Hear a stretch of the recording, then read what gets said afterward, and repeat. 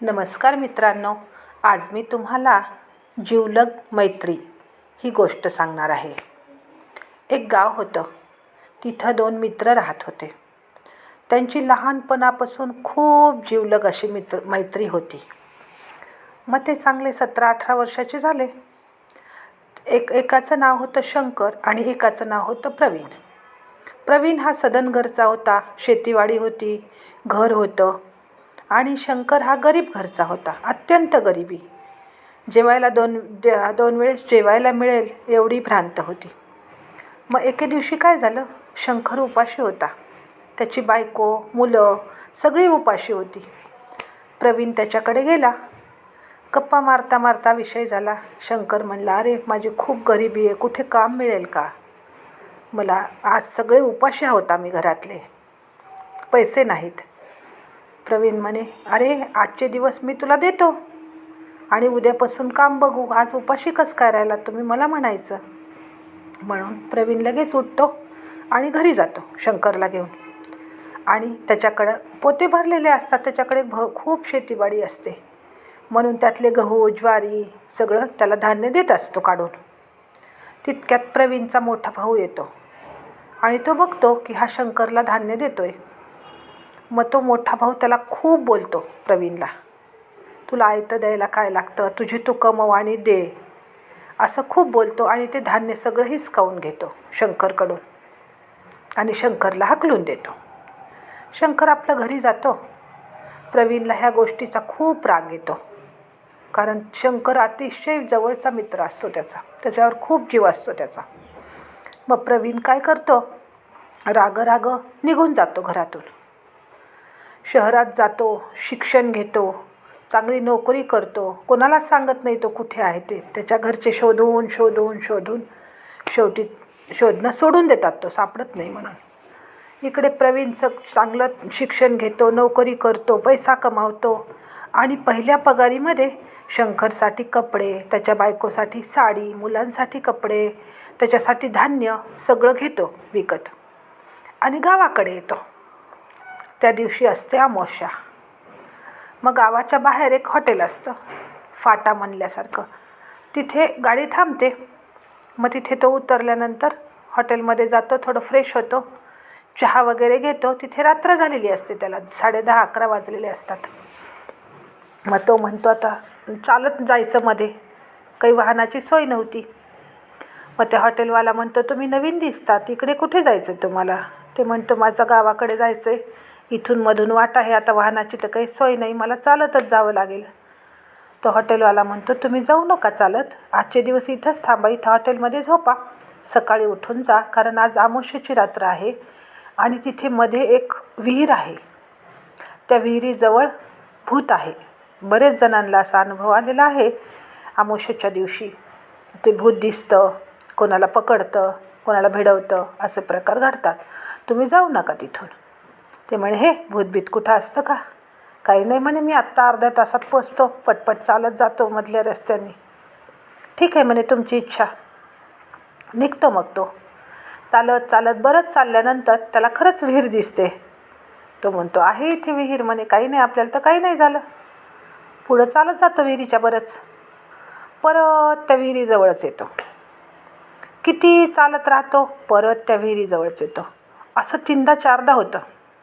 मग ते म्हणतो, असं का होते आपल्याला? रस्ता तर आपल्या माहितीच आहे, आणि मग कसं काय आपल्याला असं व्हायला लागलं की परत विहिरीजवळच यायला लागलोत आपण फिरून चकवा झाल्यासारखं. तितक्यात काय होतं, त्या विहिरीजवळ उभा असतो तो आणि विचार करत असतो. तितक्यात काळाभर मोठाचे मोठा हात त्याच्या छातीवरती पडतो. घाबरून शंकर प्रवीण खाली पडतो की तितक्यात तो हात त्याच्या छातीवरचा जातो आणि शंकर येतो तिथे. मग ते शंकर म्हणतो, अरे प्रवीण, तू कधी आलास म्हणे, काही सांगितलं नाही, निरोप नाही, काही नाही. नाही म्हणे, मी अचानकच आलो, सगळ्यांना आश्चर्यचकित करायचं होतं मला. म्हणे, काय झालं, कशामुळे झोपलास तू? अरे म्हणे, मी पडलो म्हणे, इथे असं हात आला होता. ठीक आहे म्हणे, काही नाही, मी आहे ना म्हणे, तू काही घाबरू नकोस. असं म्हणून शंकर त्याला हात घेऊन उठवतो आणि दोघे मित्र मस्त गप्पा मारत, गळाभेट करत निघतात. खूप दिवसांनी भेट झाली म्हणून दोघांनाही खूप आनंद होतो. मग प्रवीण सगळं सांगतो, मी तुझ्यासाठी हे आणलं आहे, ते आणलं आहे, मला छान नोकरी लागली, माझं सगळं आनंदात चाललं आहे, असं तुझी बायको कशी, पोरं कशी, ते म्हणतो सगळ्या आनंदात आहोत आम्ही. असं म्हणत म्हणत गप्पा मारत मारत तो त्या प्रवीणच्या घराजवळ सोडतो शंकर आणि तो जातो. मग ते प्रवीण रात्री कडी वाजवतो, 11:30-12 वाजलेले असतात. एवढ्या रात्री कोण आलं म्हणून त्याची आई दार उघडते, प्रवीणची आई. प्रवीण समोर बघून तिला आश्चर्यच वाटतं की रात्रीचं आणि एवढ्या दिवसांनी भेट झाली. आनंदही होतो आणि आश्चर्यही वाटतं. मग ती खूप आनंद होतो तिला. भाऊ भाऊजय वडील सगळेजण त्याला खूप हे करतात की एवढ्या दिवसांनी भेट झाली, छान झालं. मग गप्पा टप्पा होतात. मग तो म्हणतो की त्याचा भाऊ म्हणतो, तू एकटा आलास का चालत तिथून त्या फाट्यापासून? होते म्हणतो हो, तिथं हॉटेलवर थोडं फ्रेश झालो म्हणे मी आणि चालत आलो. मग त्या विहीर लागली का तुला? हो म्हणे लागली. म्हणे आज अमावस्या आहे म्हणे, तुला काही अनुभव आला का तिथं? काही कसं वाटलं का काही असं भीती वगैरे? ते म्हणे हो रे म्हणे, ते सांगायचंच विसरलो मी की मी त्या विहिरीजवळ आलो, 3-4 वेळेला मी किती चालायलो, परत विहिरीजवळ यायला लागलो आणि परत असा हात आला म्हणे माझ्या छातीवरती. पण शंकर होता ना म्हणे, त्याच्यामुळं मला काहीसुद्धा भीती वाटली नाही. शंकर आला, त्यांनी मला उठवलं म्हणे आणि त्याने गप्पा मारत मारत कसा वेळ गेला आणि कसा रस्ता कटला मला कळालंच नाही म्हणे. घरापर्यंत त्यांनी सोडलं म्हणे. आता उद्या येतो म्हटलाय म्हणे शंकर मला भेटायला. ते म्हणे शंकर तुझा मित्र? म्हणे हो. अरे म्हणे ते तर मरून 2 वर्ष झाले ना. अरे म्हणे नाही, काही कसं बोलतो म्हणे, आत्ता मला काल सोडलं ना म्हणे आणून त्यांनी, आत्ता 1-1.5 तासापूर्वीच. अरे म्हणे नाही नाही म्हणे, तो मेला, त्याची बायको पोरं सगळे मेले म्हणे. म्हणे कसं काय? म्हणे उपासमार होत होती, त्याला काही काम मिळत नव्हतं म्हणून त्या सगळ्यांनी विष घेतलं आणि मेले म्हणे ते सगळे. अरे म्हणे असं कसं काय बाबा, मग मला कसं काय त्यांनी सोडलं? अरे म्हणे बघ माझ्यावर किती जीव आहे त्याचा, त्याला मला इथपर्यंत आणून सोडलं. मग खूप वाईट वाटलं त्याला प्रवीणला. मी त्याच्यासाठी एवढं आणलं होतं, त्याच्यासाठीच मी नोकरी करत होतो, पैसा कमवत होतो. खूप वाईट वाटलं, खूप रडला. मग त्याला परत भीती वाटायला लागली. तो म्हटला की आता मला शंकर उद्या भेटायला येतो म्हटलाय, जर आला खरंच तर. आणि तो येणार, माहीत होतं याला की तो भेटायला नक्की येणार. येतो म्हटल्यावर येणार. आता काय करायचं? मग आई वडिलाला म्हणलं मी काय करू आता, मला खूप भीती वाटते, तो आला भेटायला तर. मग ते म्हणे तू काळजी करू नको, आपण एक मांत्रिक बोलू आणि त्याचा बंदोबस्त करून टाकू.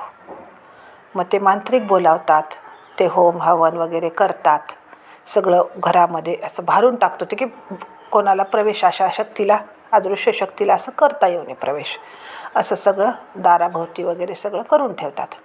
आणि ते म्हणतात की प्रवीणला बाहेर निघू देऊ नका शक्यतो. ठीक आहे म्हणले, निदान 2-3 महिने तरी बाहेर पडू देऊ नका. ठीक आहे म्हणले. मग तो बसतो आपलं. नंतर दुसऱ्या दिवशी वाटतं की ह्याला भीती असते मनात की शंकर येतो का काय, भेटायला येतो म्हटलाय. पण तो काही येत नाही, सगळा बंदोबस्त केलेला असतो, त्याच्यामुळे शंकरला काही आत येता येत नाही. शंकर येतो पण भेटायला, त्याला बघतो, पण ते सगळा बंदोबस्त केलेला मांत्रिकाने म्हणून त्याला घरात काही जाता येत नाही. मग तो काय करतो, दारासमोर झाड असतं मोठं, त्या झाडावर बसतो, त्याची वाट पाहत प्रवीणची.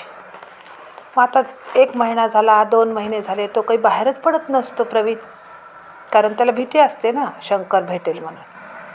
मग आता किती दिवस घरात बसणार? 3-4 महिने तो घरात बसतो, घराच्या बाहेरच पडत नाही. मग शेवटी म्हणतो आता मी जातो, म्हणतो शहरात नोकरीचं बघायचं आहे त्याला. ठीक आहे म्हणे. मग तो बाहेर निघतो. बाहेर निघाला की तो शंकर बसलेलाच असतो तिथे. मग ते शंकर काय करतो, झाडावरून उडी मारून त्या प्रवीणच्या अंगात शिरतो. आणि अंगात शिरल्यानंतर तो प्रवीण इतका जोरात पळत सुटतो की कोणालाच ऐकत नाही. त्याचे भाऊ, गावातली लोक खूप त्याच्या मागे पळतात, त्याला आवाज देतात, पण तो 1 नाही 2 नाही, नुसतं पळत राहतो वाऱ्यासारखं. आणि त्या विहिरीजवळ जातो. आणि त्या विहिरीजवळ थोडीशी जागा असते, तिथे खूप लोळतो आणि मरून जातो. मग ते म्हणे शंकरला ज्या जागेवर जाळलं होतं त्याच जागेवर तो प्रवीण लोळून मरतो. अशी त्यांची घट्ट मैत्री असते त्यांची. म्हणून तो आपल्या मित्राला सोबतच घेऊन जातो. धन्यवाद. सबस्क्राईब करा आणि लाईक करा.